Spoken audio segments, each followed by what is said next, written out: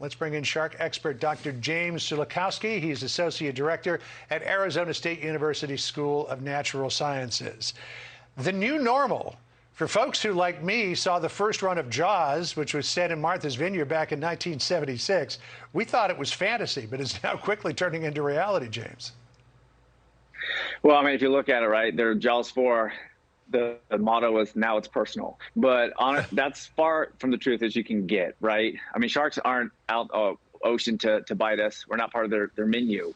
I think what's happening is a lot of it is we have better technology and more eyes on the water. And so we're seeing more sharks. And if you look at the stats, I think we're about on par for what we would normally see for interactions. Okay, so what do people need to know? I mean, you've got a ton of people heading to the beach, especially out on Long Island, some of the nicest beaches in the world. What do they need to know?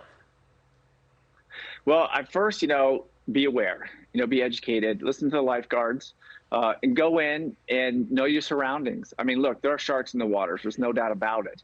But you don't want to be wearing shiny objects. You don't want to go out to areas where you see sharks feeding or where people are fishing. Don't go out at dawn and dusk. Those are things that can reduce interactions. But the fact of the matter is that if you look at the stats, way more people bite other people than sharks bite people. Well, not while they're swimming, though. I thought that this was an interesting statistic. The United States, James, leads the world in unprovoked shark bites. Let's put this up on the screen. The United States, a total of 47 unprovoked shark bites with 1 fatality. Australia, which you think would be the leader with all the great whites there, 12 with 3 fatals. New Zealand, 3 with 1 fatal. Brazil, 3 with 1 fatal. South Africa, 3 with 1 fatal.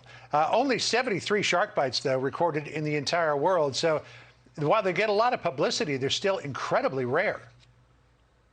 Very rare. And you think about all the people, the U.S. people, right, that are going into the ocean.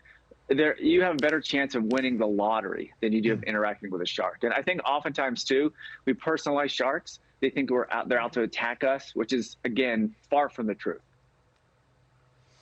It is fascinating to think that shark attacks are the new normal, but still a very rare event. Fair to say? So people aren't terrified to go to the beach? Very rare. One of those once-in-a-lifetime things that just doesn't happen. I mean, look, go out, have a fun time, be educated, do what you feel comfortable doing, and listen to the lifeguards. So what would you suggest, though James? Because the one fellow that was attacked yesterday in Suffolk County was on a paddleboard. The other fellow was in waist-deep water. One of them got hit by a sand tiger shark. I'm not sure what the other one was, but it might have been the same type of shark. Should people just stay out of the water? Is that the safest course of action? No, I mean, look at the stats. I mean, the interactions are so low, right? And what happens is these sharks, these sandbar, sand tiger, black tips, whatever they are, these are small coastal species that are getting confused, right? Their food sources are in that area. We kind of look and we splash and we have shiny objects. So they're getting confused and taking a little nibble and finding out, hey, this is not what I want, and they leave. So absolutely go out to the beach and have a good time. Yeah, and one big rule is always never swim alone. Always be with a partner, and do it right. And listen to the lifeguards. Yep. Yeah, listen to the lifeguards. Watch for signals and signs. That's a big thing, too. Well, we appreciate you joining us. Thank you so much. Thank you, James. Thanks for having me.